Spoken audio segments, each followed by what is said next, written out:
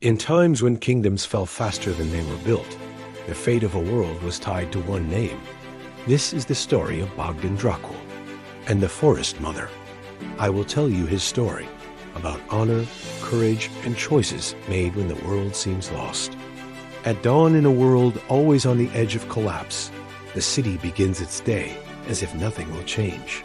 Flags flutter, people go about their lives, and sunlight falls softly on the old walls. Far from stone and crown, in a hidden glade, Destiny's Meatbot Bogdan is not alone.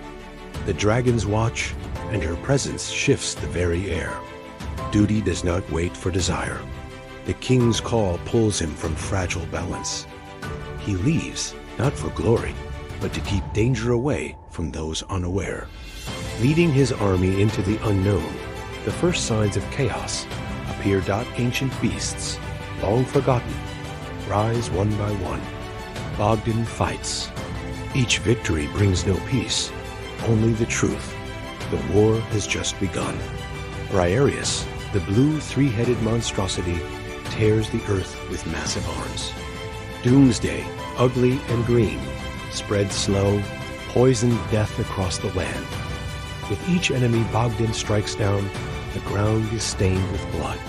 Every step forward uncovers gaps no sword can fill. Grey wolves and the giant serpent Ragnarok attack with savage fury, scales and fangs crushing all in their path. Armageddon emerges in smoke and fire, unstoppable. While he sheds blood for distant kingdoms, at home, evil does not wait. From the shadows, the Arcanomancer appears.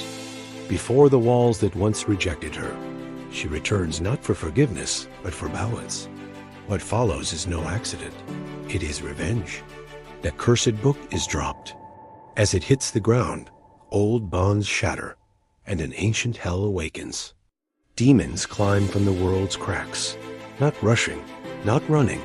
They scale walls with sick patience, claws searching stone, eyes unblinking. The city senses first. People follow. Screams sound the alarm. Archers take their posts, arrows slicing through the night air. The king watches from his window. Flames reflect horror on his aged face. The city burns. The crown feels heavy with the weight of lives depending on him. With a trembling hand, he dips the quill into ink and writes. Not an order, but a final, desperate plea. Each word carries the fragile hope that Bogdan will answer the call and the world will not burn. Outside, in the stormy night, a giant griffin takes flight. Its wings beat through rain and wind, carrying not just the scroll, but the fate of the city and innocent lives within. Far away, by a campfire, Bogdan receives the scroll. The fire lights his tired face. The red dragon stands silent, sensing the gravity of the call. The sun rises, revealing the army waiting. Hundreds of armored men shining in the morning light. Bogdan grips his sword and charges, dragon breathing fire, the air alive with urgency. The city walls become the last line of defense.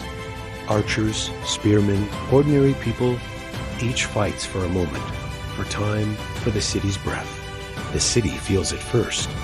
People follow.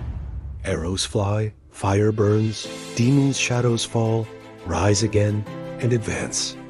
And in the middle of disaster, she appears. Unready for glory, yet perfectly equipped for survival. Bogdan returns not as a savior, but as a man aware of the cost of lost moments. The dragon descends in flames. Its fire is not triumph, it is response. Bogdan's sword falls again and again.